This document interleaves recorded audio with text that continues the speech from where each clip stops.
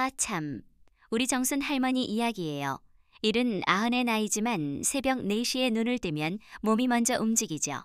평생 걸레를 들고 바닥을 닦아온 손, 거칠고 주름진 그 손으로 모은 재산이 있었어요. 남편과 50년을 함께 살던 그 집, 재개발 지역이라 10억 원이 넘는다고 하던 집이었죠. 그런데 글쎄, 남편 장례식장에서 이상한 일이 벌어졌어요. 정순 할머니는 화장실 문 뒤에 숨어서 며느리 은미와 안 사돈 광말자의 대화를 듣게 됐어요. 이제 다 우리 거야. 저 늙은이는 요양원에서 썩으면 그만이지. 은미가 낮게 웃으며 말하더군요. 통장은 이미 4명의로 옮겼고 진명의 이전도 병원에서 다 끝냈다고 해요. 그 서류는 입원 확인서인 척 위조된 거였어요. 할머니의 도장을 병원에서 찍게 속인 거죠. 집 대문엔 빨간 매물 딱지가 붙었고 은미는 매일 이상한 약을 먹이며 요양원으로 보내려 했어요. 아, 정말? 그때 할머니 마음이 얼마나 철렁 내려앉았을까요? 장례식장 복도에서 은미와 광말자가 다시 속삭였어요. 통장은 4명의로 옮겼고 집 서류도 병원에서 처리했어.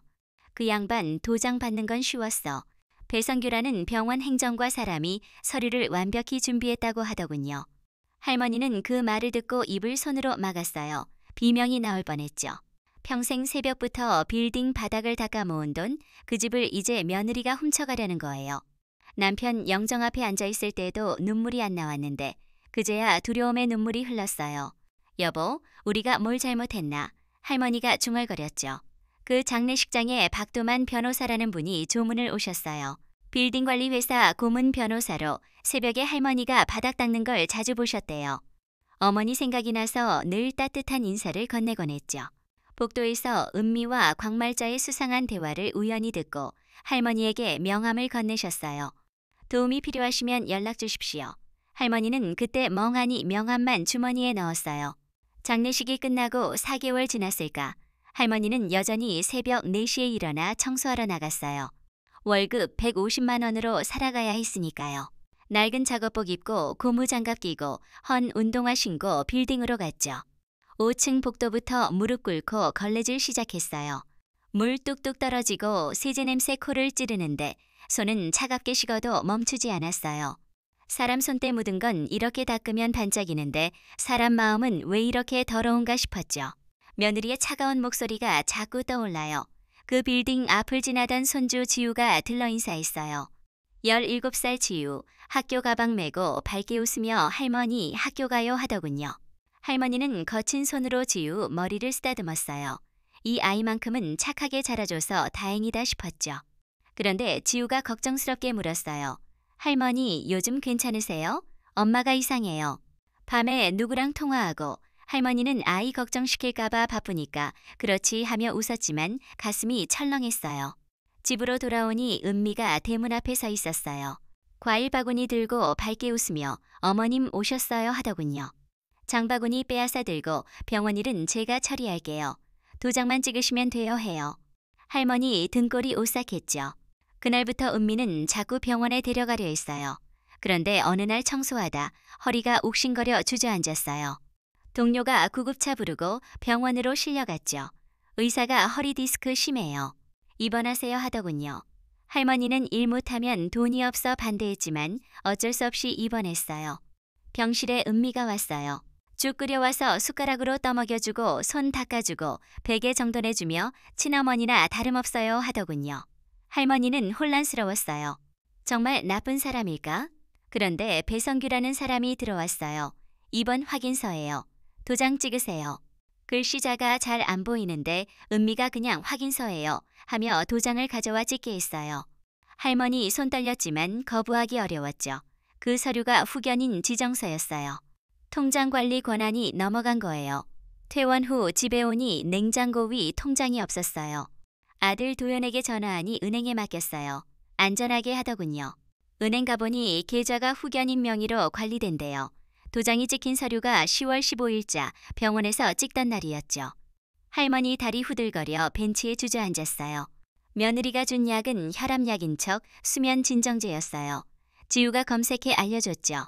하루 종일 졸리고 멍해지게 하려는 거예요. 시장에서 아주머니들이 정순 씨 치매인가 봐 수군거리더군요. 소문 퍼뜨려 치매로 만들려는 거였어요. 집 앞에 법원 봉투가 쌓였어요. 성년 후견인 선임 결정문, 강제집행 예고, 퇴거 명령서, 대문에 매물 스티커 붙고 전봇대의 집 사진 광고까지. 할머니 주저앉아 흐느꼈어요. 비 맞으며 내가 평생 닦아모은 집이야 외쳤죠. 은미가 우산 쓰고 와서 요양원 가요. 좋은 곳이에요 하더군요. 할머니 손 뿌리치며 너희가 이긴 줄 알지? 세상엔 눈이 있어 했어요. 결국 요양원으로 끌려갔어요. 한 달 100만 원, 방과 식사 주며 청소부로 일하게 했죠. 새벽 5시에 복도 닦아요. 배성규가 와서 언제까지 바닥 닦고 살 거예요? 집 팔고 편히 사세요. 비웃더군요. 할머니 일어나 당신 같은 더러운 사람들. 내가 평생 닦아냈어. 더러움은 오래 안 가 있어요. 그런데 지우가 모든 걸 녹화했어요. 병원 골목에서 은미, 광말자, 배성규가 이제 집 우리 거야. 늙은이 요양원에서 썩으면 그만 웃으며 와인 건배하는 장면. 지우가 박두만 변호사에게 영상 주고 증언했어요. 카페에서 셋이 요양원 초안 만들고 할머니 도장 몰래 찍어 공증 준비하는 것도 다 계획이었죠. 법정에서 영상 재생됐어요. 은미 얼굴 하얗게 질리고 광말자 조작이에요. 소리쳤지만 소용없었죠. 도연이 무릎 꿇고 엄마 미안해요 울었어요. 판사가 사기 문서 위조로 은미, 광말자, 배성규 징역 5년 선고했어요. 할머니 집 되찾고 명예 회복됐죠. 석 달 후 집으로 돌아왔어요. 마당 감나무에 감 주렁주렁. 여전히 새벽 청소하지만 이제 돌아갈 집이 있어요. 도연과 지우 매주 와서 상처 아물려 해요. 지우가 은미에게 편지 썼어요. 제대로 반성하고 나오세요. 할머니 지우 안아주며 잘했어 했죠. 도연도 무릎 꿇고 빌었어요. 할머니 이제 됐어 하며 안아줬어요. 아, 우리 정순 할머니 거친 손으로 평생 정직하게 살았어요. 그 손이 세상에서 제일 깨끗하죠. 긴 싸움 끝났지만 마음은 천천히 아물어요. 여보, 이제 편히 쉬어요. 사연 들려드린 우리 어르신들 몸소 건강 챙기시고 주변 소중히 여기며 사세요. 정의는 늦어도 오는 법이니까요.